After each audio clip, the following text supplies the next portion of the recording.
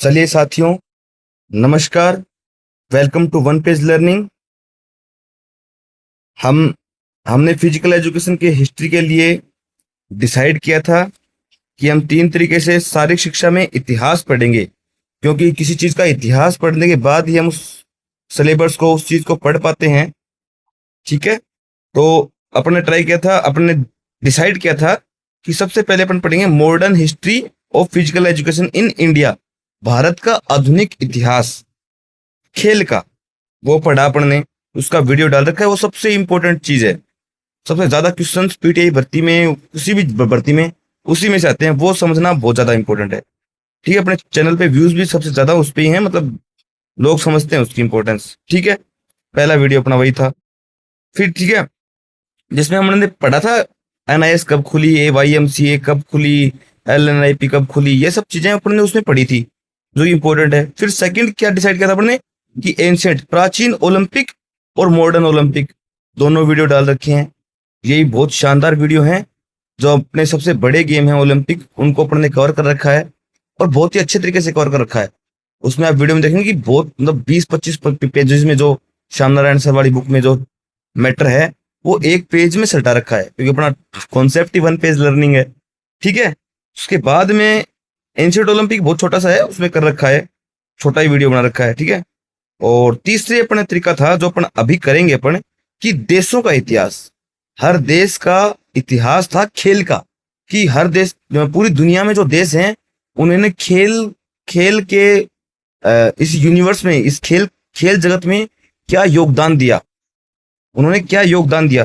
तो इस योगदान की अगर बात करें तो अपन ग्रीस का पढ़ेंगे, जर्मनी का पढ़ेंगे, रशिया का पढ़ेंगे। रशिया ने क्या क्या किया खेल के लिए, यूएसए ने क्या किया। इंडिया का अपन ने मॉडर्न पढ़ चुके हैं, एंशिएंट पढ़ लेंगे।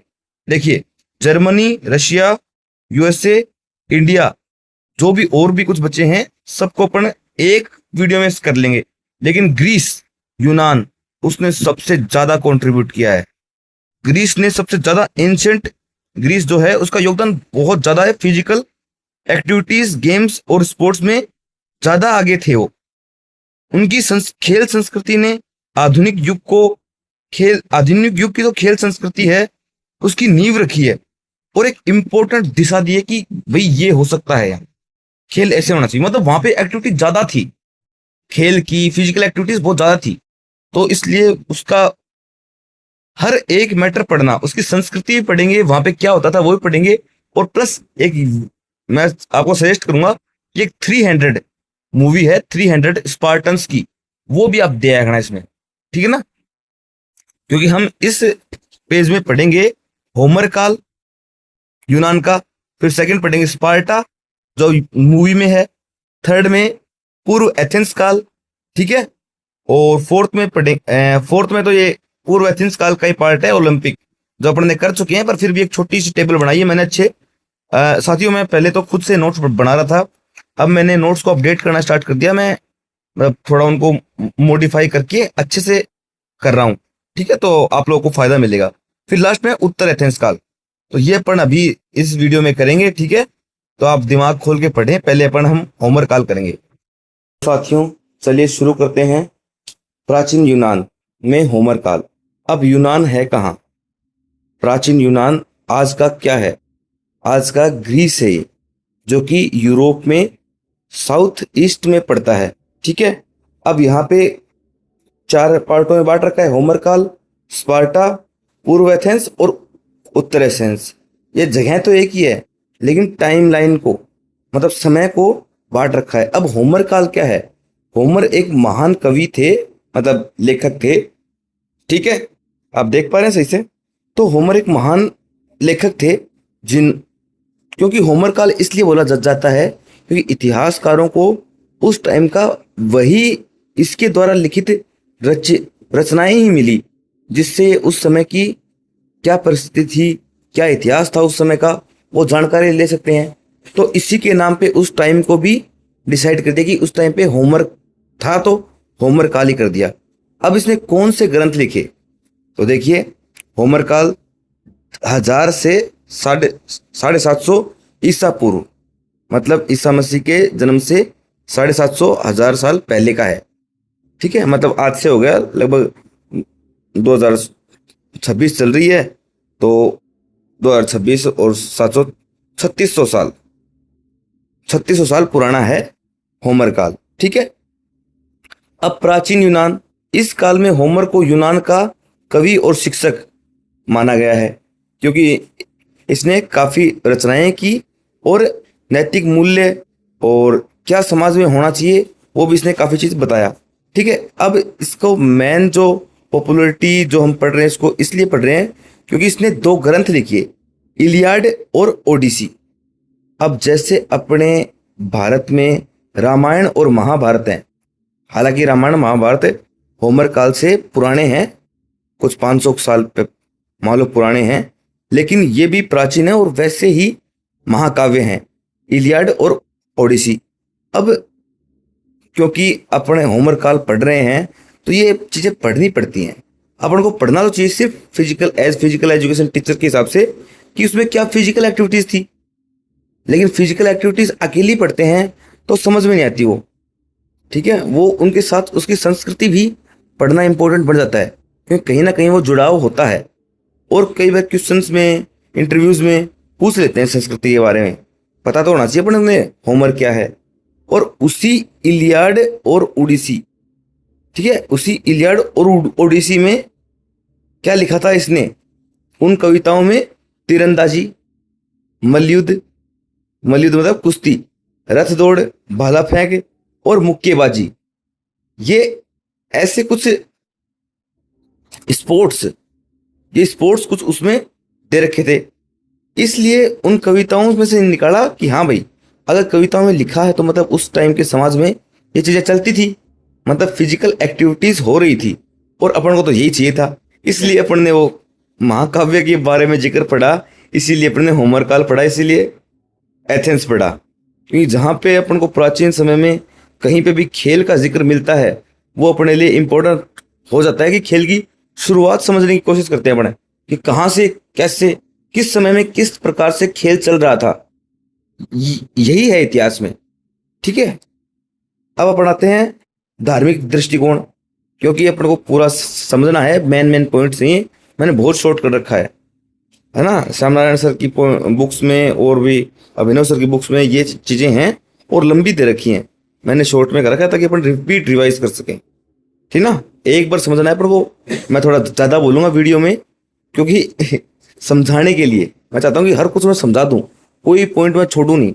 उसके बाद में आपको रिपीट करने के लिए तो छोटा एक पेज में दे रहा हूं मैं मैटर, बस वीडियो में आपको एक बार टाइम लगेगा, फिर रिपीट करने में टाइम नहीं लगेगा। ठीक है, चलिए आगे शुरू करते हैं। धार्मिक दृष्टिकोण, इस काल के लोगों का धार्मिक थे, लेकिन उनका धर्म क्या था? उनका धर्म मनुष्य एवं प्रकृति सौंदर्य ही उनका मुख्य धर्म था। मतलब वो नेचर को ज्यादा मानते थे, इंसानियत को और नेचर को ही मानना उनका धर्म था, और इनमें प्रोग्रेस करते रहने का उनका लक्ष्य था, धर्म का भी। ठीक है। अब इसमें मुख्य आदर्श, अब ये अपने लिए थोड़ा इंपॉर्टेंट हो गया, मुख्य आदर्श। ठीक है। अब मुख्य आदर्श क्या है? इस काल में व्यक्ति का मुख्य उद्देश्य मैन ऑफ एक्शन, ये इंपॉर्टेंट चीज है साथियों, ये पेपर में आती थी, मैन ऑफ एक्शन और मैन ऑफ विजडम। अब मैन ऑफ एक्शन का मतलब क्या है कि उनका मानना था कि इंसान को ऐसा बनाया जाए, उसको मतलब ऐसा होना चाहिए, बढ़ना चाहिए कि वो शरीर से हष्ट पुष्ट है और उसमें साहस भी है। तो मैन ऑफ एक्शन ये हो गया। मैन ऑफ विजडम क्या है? मैन ऑफ विजडम ये है कि उसमें नैतिकता हो और बुद्धिमत्ता हो, ये बनाना एक साथ, मतलब ब्रेन एंड बॉडी बनाने का उनका विचार था। तो ये पूछ लेते हैं क्वेश्चन में कि मैन ऑफ एक्शन और मैन ऑफ विजडम कौन से काल में था? तो इस काल में बताएंगे अपन। आगे स्पार्टा काल आएगा, उसमें सिर्फ मैन ऑफ एक्शन मिलेगा, ठीक ना, अलग अलग मिल जाएगा इसमें। तो अपन मैन ऑफ एक्शन और मैन ऑफ विजडम बन गया। अब करते हैं शारीरिक शिक्षा। अब शारीरिक शिक्षा के हिसाब से इस काल में कोई ना तो शारीरिक शिक्षक था और ना ही कोई संगठन था। मतलब शारीरिक शिक्षा किस रूप में थी? सिर्फ खेल के रूप में, सिर्फ खेल के रूप में होमर काल में शारीरिक शिक्षा थी। इसमें याद करने लायक क्या चीजें हैं?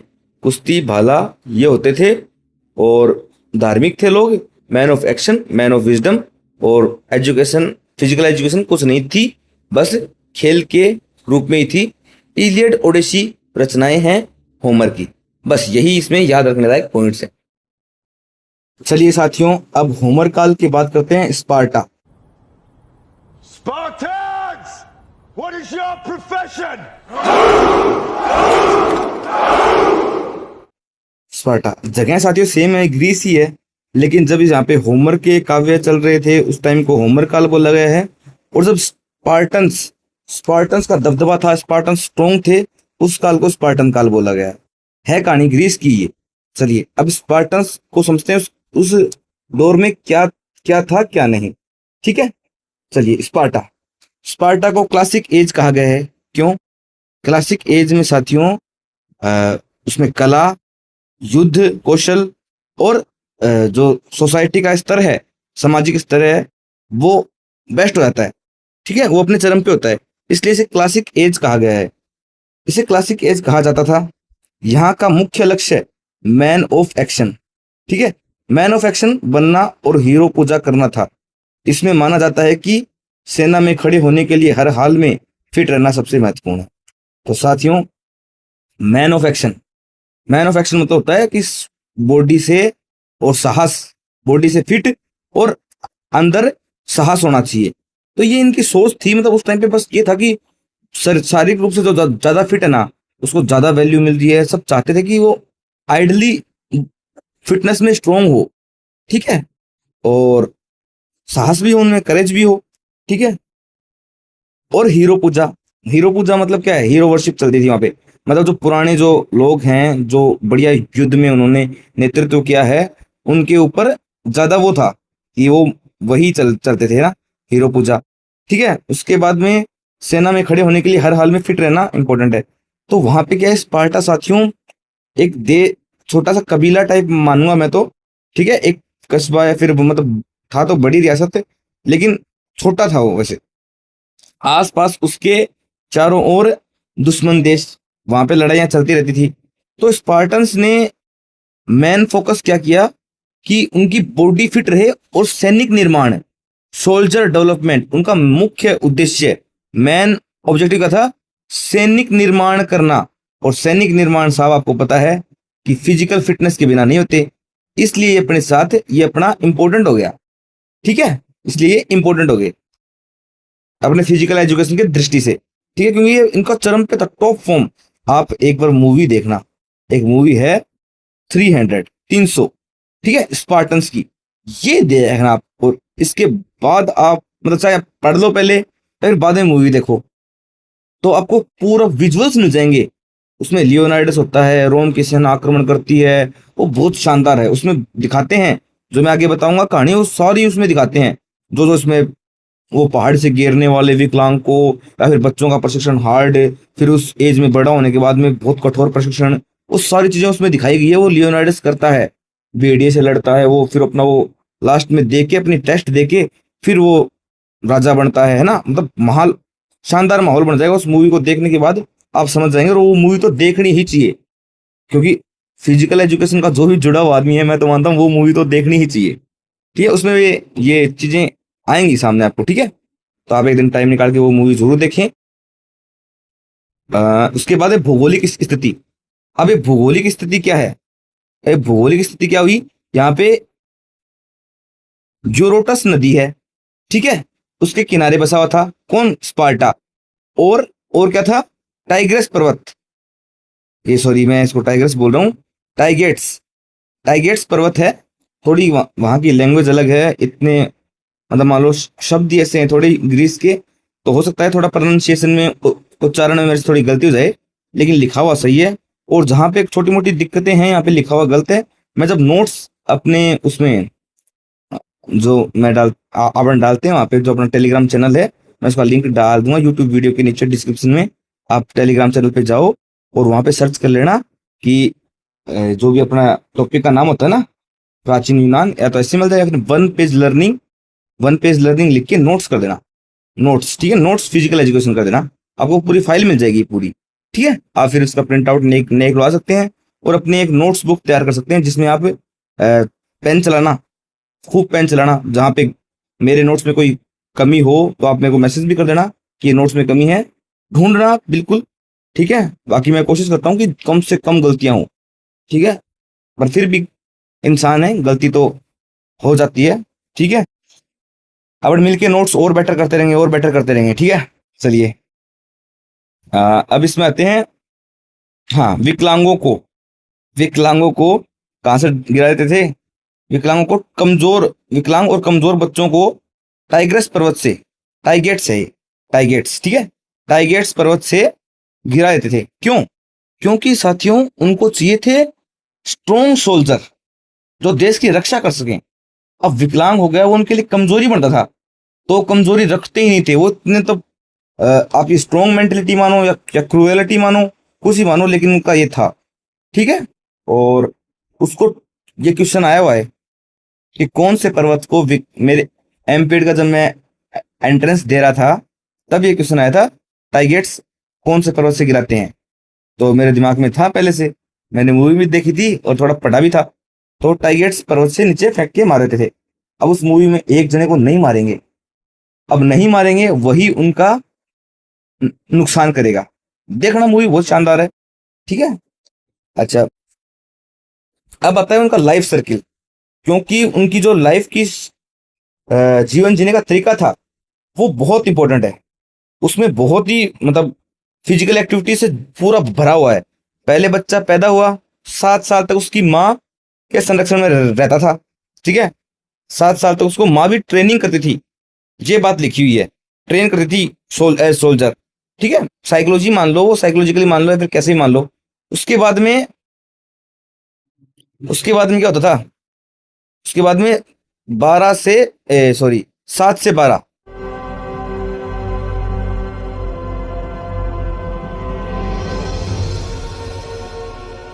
स्पार्टा के रिवाज के मुताबिक 7 साल का होते ही उसे अपनी मां से जुदा करके जंग की तैयारी के लिए भेज दिया गया। उसे स्पार्टा के 300 साल पुराने जाबाज समाज में ढाला गया, जहां दुनिया के सबसे बेहतरीन सिपाही ढाले जाते थे, ठीक है। 7 से 12 आ गया उसके बाद में। तो 7 से 12 में क्या करता था? एगोगा क्या थी? शिक्षण प्रणाली थी उनकी। ऐसे शब्द आएंगे और नीचे मैंने लिखे हैं, टर्मिनोलॉजी शब्दावली से भी क्वेश्चन बनते हैं, ठीक है। तो वो भी आपको पढ़नी है, ठीक है साथी। मैं उसमें ये आपको वही चीज पढ़ा रहा हूँ जो क्वेश्चन बनते हैं और या फिर समझने के लिए इंपॉर्टेंट है वो चीज, ठीक है। चलिए, अब शिक्षा प्रणाली में प्रवेश करता वो बैरिक। अब इसमें थोड़ा मैंने लिखा नहीं शायद इसमें, क्योंकि मैंने वो कैनवा से उसको मेरे नोट्स को बनाया था, तो उसने शायद छोड़ दिया होगा, पर आप लिख सकते हैं, फिर मैं नोट्स में लिख दूंगा।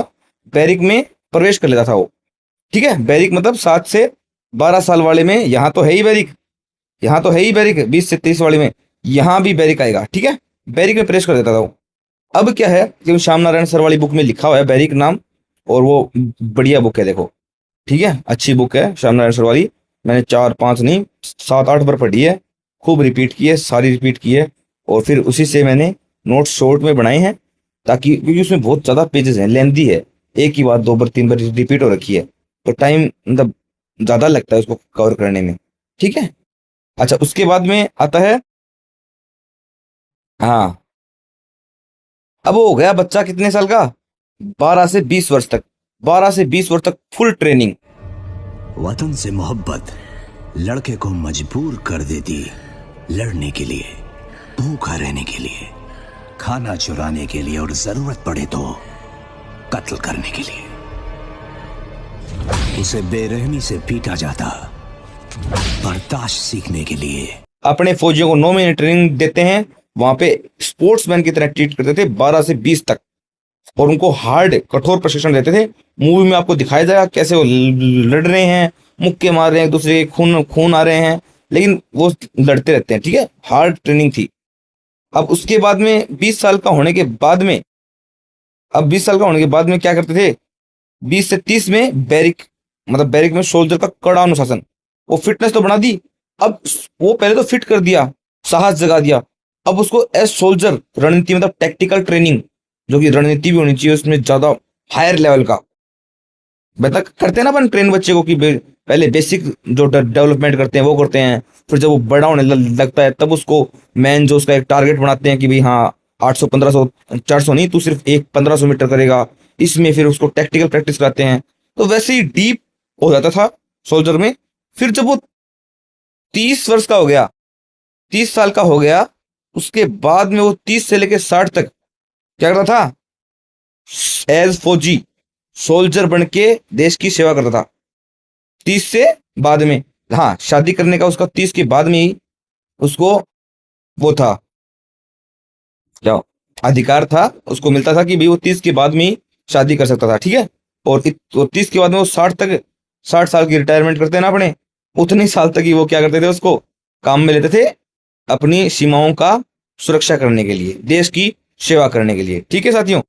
अब उसके बाद में क्या आता है, उसके बाद में 60 साल में रिटायरमेंट, और रिटायरमेंट के बाद में वो जाके वहाँ की जो समाज है, सामाजिक कार्य है, जैसे अपने संसद है ना, नेतागिरी वाली, कि जहाँ पे नियम बन रहे हैं, वहां भी उनका एक वो होते थे, क्या बोलते हैं, दो ब्यूल है, वह है ये ब्यूल, सामंतों की सभा, और एक एगोरा, स्वतंत्र नागरिकों की सभा।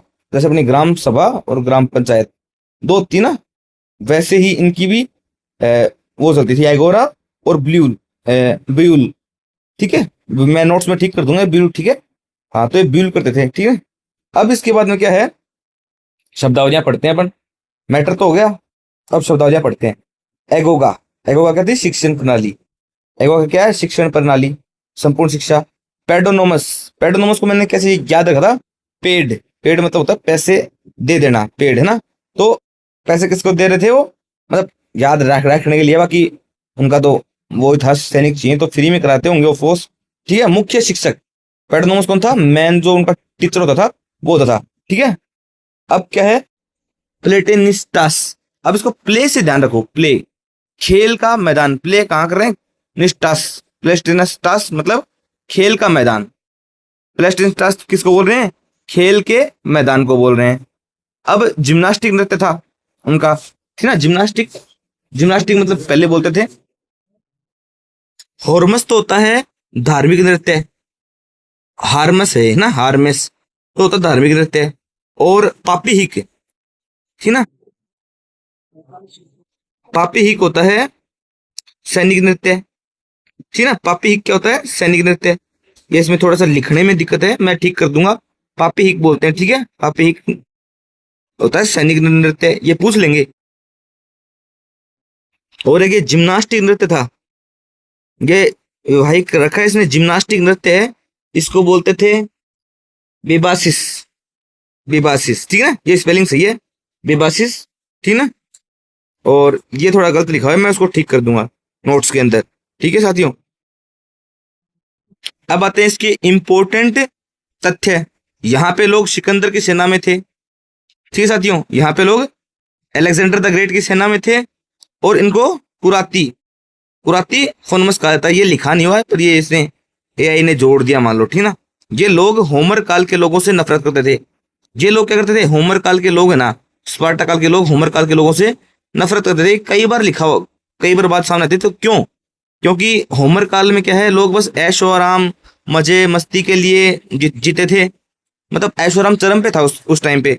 और होमर काल वाले चाहिए उनको बस की भी दम होना चाहिए बंदे में, है ना, body fit, discipline, proper system था, तो वो उनसे थोड़ा नफरत करते थे, ठीक है। हाँ, और क्या इसमें, महिलाओं के लिए समान शिक्षा, तो शिक्षा थी, एजुकेशन थी, वो महिलाओं के लिए समान थी, ये अच्छी बात थी उस टाइम की, ठीक ना। ये क्या है, ब्लू, ब्यूल, ब्यूल क्या है, सामंतों की सभा, और एगोरा स्वतंत्र नागरिकों की सभा। तो साथियों, ये अपना खत्म हो गया है स्पार्टा काल। इसमें मैन काम तो क्या था कि मैन ऑफ एक्शन, मतलब कि बच्चा सैनिक के लिए तैयार करना है उनको, तो फिटनेस एकदम चरम पे, ठीक ना। लड़ाई के तरीके, फिटनेस वो एकदम टॉप फॉर्म में होती थी। इस पे टाइगरस हिल पे डाल देते थे, मार देते थे ना, नहीं क्या, विकलांगों को, ये चीजें हैं। फिर इसकी जीवन चक्र है, वो प्रॉपर देख के जाना, ठीक है ना, वो चेक कर लेना। फिर कुछ ये इसकी शब्दावलियां हैं, वो पूछ लेते हैं कई बार, ठीक है, तो ये भी थोड़े देख के जाने हैं, ठीक है। कुछ मिस्टेक हैं तो मैं नोट्स में उसको ठीक कर दूंगा, और जो मतलब नोट्स आएंगे वो प्रॉपर अपडेटेड ही होंगे आपके पास हमेशा। ठीक है, तो आप अगर मान लो कि वीडियो में कुछ बोला गया है फिर किया गया है तो नोट्स को ज्यादा बेटर मानना, ठीक है ना, फाइनल मानना, क्योंकि यूट्यूब पे तो मैं जाके ठीक नहीं कर पाऊंगा कोई गलती को, लेकिन नोट्स में स्टार ला के उस गलती को ठीक कर दूंगा। हालांकि बहुत माइनर मिलेंगे साथियों, ठीक ना, मैं एक्सेप्ट कर रहा हूँ, क्योंकि मेरे को आपको गलत नहीं पढ़ाना है, ठीक ना। कुछ टीचर्स क्या करते हैं, एक्सेप्ट नहीं करते क्योंकि वो अपनी बेइज्जती नहीं कराना चाहते, लेकिन मैं एक्सेप्ट करता हूँ, क्योंकि क्योंकि कहीं ना कहीं अपन से चूक हो ही जाती है छोटी मोटी, तो मैं ठीक करता रहूंगा, ठीक है ना, नोट्स के अंदर अब अपडेट करता रहूंगा। ये स्पार्टा काल के बाद अपनाते हैं पूर्व एथेंस काल। अब पूर्व एथेंस काल क्या है और उसके बाद आएगा उत्तर एथेंस काल।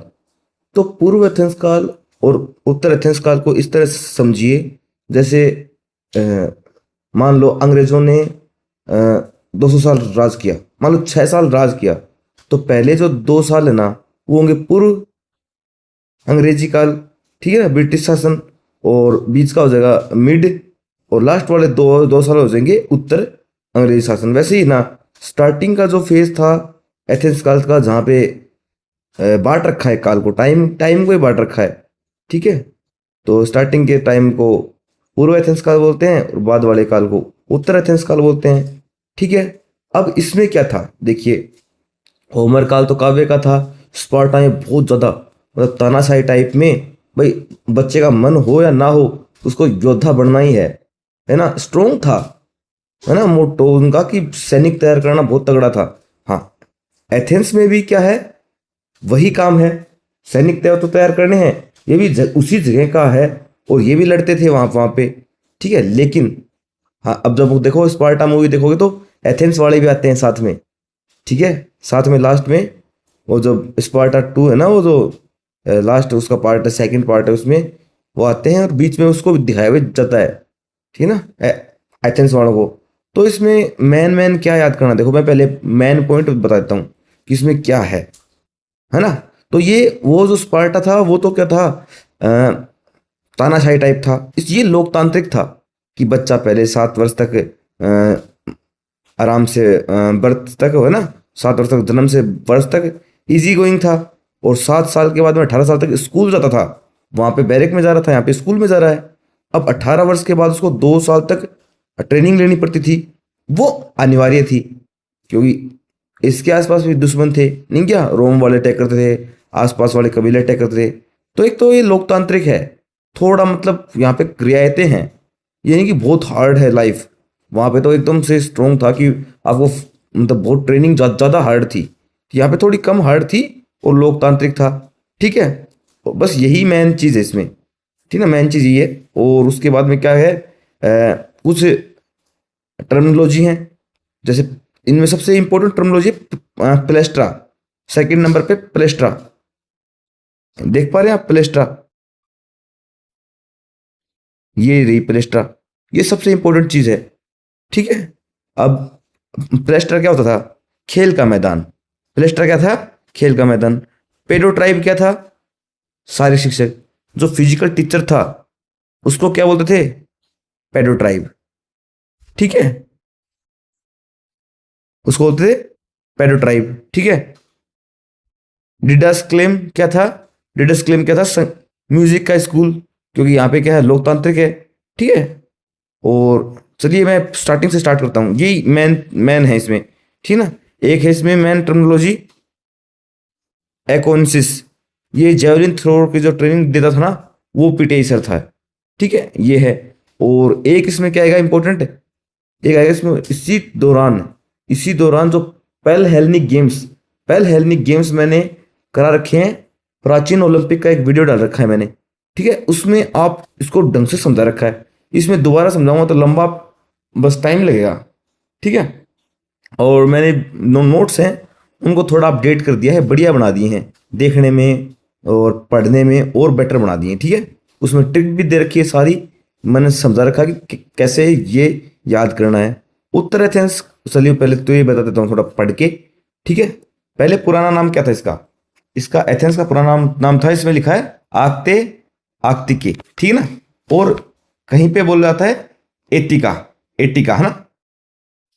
तो ये इसमें मैं और लिख दूंगा, एटिका और लिख दूंगा, ये पुराना नाम था।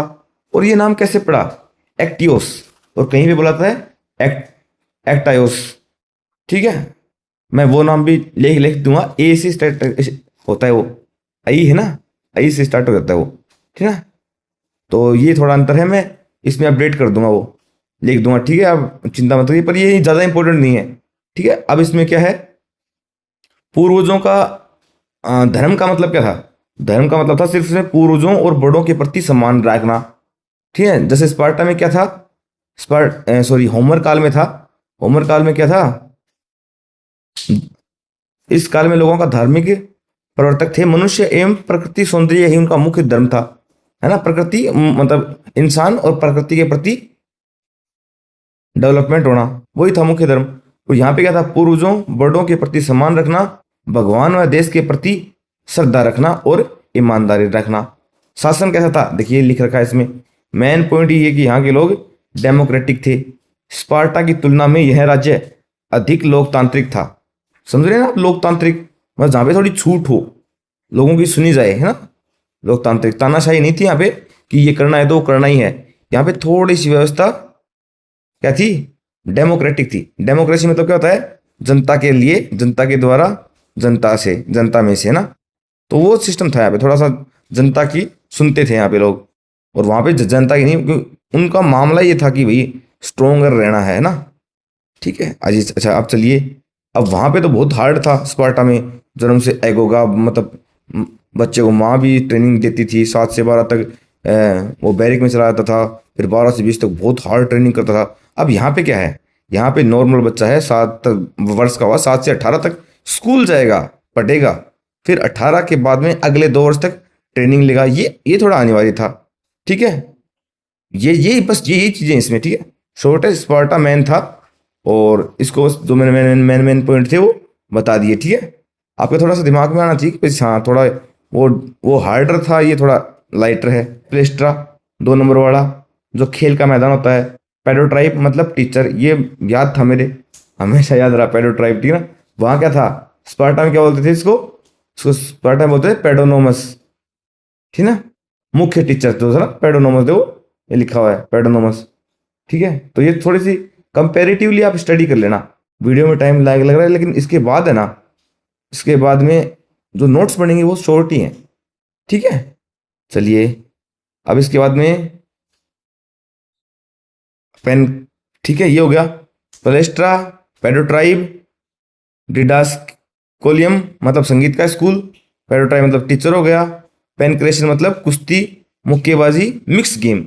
ये पेनक्रेशन भी है ना, ये भी आएगा। और पेनक्रेशन एक सॉफ्ट टिश्यू इंजरी भी होती है, जिसमें वो लैक्रेशन और वो सब होता है ना, वैसे सा नाम है, ठीक, जिसमें फट जाता है टिश्यू, ठीक है, पेनक्रेशन। फिर इसके बाद में स्पायरो, थोड़े से शब्द ऐसे हैं, स्पेरोरिटिस तो गेंद का टीचर है, जो गोल्ड गेंद थी उनके पास भी, वॉलीबॉल टाइप मान लो या फिर फुटबॉल टाइप मान लो, उसकी ट्रेनिंग देने वाला ये था। और एको, कोणा किसका होता है? तीखा, जेवलिन का, तो ये एकोनसिस जेवलिन वाला टीचर है, ठीक है। तीरंदाजी का क्या है? टॉक्सोटस क्या था? तीरंदाजी वाला, ठीक है। ये मैन है, ठीक है। गरीबों का खेल मैदान क्या था? लोनसोरासर गस, ठीक है ना, लोनसोरास गस, ये गरीबों का। पेडोट्राइब था ना वैसे तो, मैं सॉरी प्लेस्ट्रा था इससे यहाँ पे मैन तो, है ना, ठीक है। अब एक गेस्टिकुलेशन विशेष डांस था, वहाँ पे भी पर है नहीं कर कई वो डांस वांस थे, है ना, कई थे, उनको भी याद करना है, ठीक है। चलिए अब आते हैं उत्तर एथेंस काल में, ठीक है। उत्तर एथेंस काल में क्या होता है? उत्तर एथेंस काल को यूनान का स्वर्ण काल बोलेंगे। क्या बोलेंगे? स्वर्ण काल बोलेंगे। हाँ वो मैंने गेम बताई दी थे, पूर्व एथेंस काल में थे वो गेम, है ना, पर हेलेनिक, और वो गेम पढ़ने हैं आपको, तो वो ओलंपिक एंड वो पल हेलेनिक, ठीक है। ओलंपिक, पाइथियन, स्टीमियन, नीमियन, इनकी ट्रिक भी बना रखी थी मैंने, कौन से ग्राउंड में होता था, किस देवता के रूप उसमें होता था, ये सारा मैंने उस वीडियो में बताया है, ठीक है। यहाँ पे बताने से मतलब नहीं बनता क्योंकि लंबा हो जाएगा वीडियो बहुत ज़्यादा। ठीक है, ये खुद में एक टॉपिक है। मैंने प्राचीन जो ओलंपिक है उसमें ये वीडियो करा रखा है। ठीक है, अब यहाँ पे उत्तर एथेंस काल में क्या होता है, इसको स्वर्ण काल कहते हैं। क्यों स्वर्ण काल क्यों कहते हैं, क्योंकि इसमें मेन जो है ना व्यक्तिवाद, इंडिविजुअलिज्म आया था कि मतलब व्यक्ति ही मतलब एक इंसान के जो सोच होती है, एक इंसान का डेवलपमेंट ही ना वो लक्ष्य होना चाहिए। ठीक है, ठीक है। स्वर्ण काल मेडिकल एक्सरसाइज ज़्यादा हो गई थी इसमें ना, कि भाई मेडिकल एक्सरसाइज मतलब मान लो जो भी ट्रीटमेंट था औषधियों से या फिर ठंड से गर्म से पट्टी वट्टी बांध के जो भी था ट्रीटमेंट वो बढ़ने लग गया था। ठीक है, उत्तर एथेंस काल में। फिर एक बढ़िया चीज़ क्या थी यहाँ पे, हाँ दार्शनिक, सबसे इंपॉर्टेंट पॉइंट बता रहा हूँ मैं आपको ना, थोड़ा बीच में कट कर रहा हूँ लेकिन इंपॉर्टेंट है वो पहले बता रहा हूँ। ये मुख्य दार्शनिक सुकरात, सोक्रेट्स, प्लेटो और अरस्तु, ये इसी काल में हुए हैं। ये फिलोसफर थे जो सोचते थे बहुत तगड़ा। ठीक ना, सुकरात, प्लेटो और अरस्तु, मैं इनका वीडियो डालूंगा एक अलग से बना के। ये फिलोसफर थे, ये अपन साइकोलॉजी वगैरह में इसमें पढ़ेंगे। ठीक ना, तो ये इंपॉर्टेंट चीजें हैं। और उसमें फिलोसफी तो पढ़ेंगे अपन खेल की, उनमें भी इनको पढ़ेंगे। ठीक है, ये तीनों, ये गुरु था सुकरात, इसका साथी जूनियर था प्लेटो, मैन तो सुकरात ही था। फिर प्लेटो उसकी कही हुई बातों को छाप दिया तो प्लेटो को क्रेडिट मिल गया और थोड़ा इंटेलिजेंट भी था। अरस्तु फिर जो सिकंदर महान है ना, अलेक्जेंडर द ग्रेट, उसके गुरु थे अरस्तु, एरिस्टोटल बोलते हैं। ठीक है ना इनको। तो ये तीन दार्शनिक थे, महान दार्शनिक फिलोसफर जो पूरी दुनिया पे छाप छोड़ के गए, वो इसी काल में थे। फिर हिपोक्रेट्स, हिपोक्रेट्स क्या है, फादर ऑफ मेडिसिन। ठीक ना, तो फादर ऑफ मेडिसिन क्या है, हिपोक्रेट्स हैं। ये भी इंपॉर्टेंट हो, ये भी इसी काल में हो गए। ठीक है, खेलों पे थोड़े क्या है, खेल का प्रभाव यहाँ पे कम होने लग गया, खेल का प्रभाव यहाँ पे कम होने लग गया। देखिए यहाँ पे लिखा है शिक्षा केंद्रों का पतन, इस काल में पुराने शिक्षा केंद्र रिडास, क्लियम और प्लेस्ट्रा का प्रभाव काफी कम होने लग गया। ठीक है, खेलों पर प्रतिबंध, ऐतिहासिक पहल हेलेनिक खेल क्या है, थियोडियस, अब ये रोम का राजा है। ठीक ना, रोम का राजा है थियोडियस। अब देखिए ना आप 300 जो मूवी है उसमें भी रोमन है ना एम्पायर, वो उस पर कब्जा करने की सोचता रहेगा ना, जर्कसीज, लेकिन वो जर्कसीज का ही क्या है, वंशज है थियोडियस। ये आके कब 394 AD ईस्वी में स्टार्ट कब हुए पर हेलेनिक गेम्स स्टार्ट होते हैं 776 ईसा पूर्व में। ठीक है, 776 ईसा पूर्व में। और बंद कर्म कौन करता है, बंद करता है रोम का, क्योंकि रोम चाहता था कि वो ग्रीस पे राज करे, ग्रीस को कब्जे में ले और उसने ले भी लिया। और लेते ही क्या किया उसने थियोडियस ने, और क्या कर दिया, रुकवा दिया सारे गेम पूरी तरीके से। ठीक है, तो वो फिर पतन हो गया। फिर आगे जाके मॉडर्न हिस्ट्री ऑफ ओलंपिक, जो मॉडर्न ओलंपिक चल रहे हैं उसमें पेरे डी कुबर्टिन ने रोम में जाके ग्रीस में जाके देखा कि हाँ ऐसे ऐसे गेम चलते थे। उन्होंने फिर वैसे ही ओलंपिक गेम की शुरुआत की। वो मैंने मॉडर्न ओलंपिक में करा रखा है, बता रखा है बहुत शानदार तरीके से। ठीक है, अब ये मैन सारी बातें हो चुकी हैं इसमें। हाँ जी, अब क्या बता रखा है, ये चारों काल पहले हेलेनिक खेल मिलकर यूनान की संस्कृति, धर्म, कला, खेल कूद और एकता के प्रतीक थे। ठीक है, तो एक पॉइंट है। ठीक है, चलिए साथियों, ये मैंने बहुत ही शॉर्ट में करा दिया है। बताया मैंने लंबा है, मैं मानता हूँ कि बताया मैंने लंबा है। मैं चाहता था कि कोई बात मैं छोड़ूं नहीं, और मैंने मतलब स्क्रिप्ट नहीं बनाई इसकी, मैं सीधा ही बोलने लग गया ताकि जो दिमाग में आता है पढ़ाने के लिए और एफर्ट लगा सकूँ मैं। स्क्रिप्ट बनाते तो फटाफट खट मशीन की तरह चलते हैं, है ना, पढ़ाने में मज़ा नहीं आता। और अभी मैंने इसका ये किया कि सारा बता दिया आपको ना, मैंने सारी चीज़ें बता दी है। और आप बस ये नोट्स हैं इनको अपडेट कर दूंगा मैं। और नोट्स आपको पता है कहाँ मिलेंगे, जो टेलीग्राम चैनल है उसमें आप जाके और सर्च कर लेना, one page learning physical education notes. ठीक है ना, ऐसे नाम से सर्च करोगे तो फाइल मिल जाएगी आपको। ठीक है, उसके अंदर ये सारे ऐसे ऐसे नोट्स मिल जाएंगे और आप इसको रखो, पेजेस में डाल के रखो। या फिर मैं एक नोट्स बुक है ना वो भी क्रिएट कर दूंगा, थोड़े मेरे हो जाते हैं पूरे एक बार, टॉपिक हो जाते हैं, फिर उसके बाद में वो सारी एक फिजिकल एजुकेशन की नोट्स बुक बना देंगे अपन, ठीक है। तो आप पढ़िए और इसको एक पेज में मजे लीजिए। Thank you.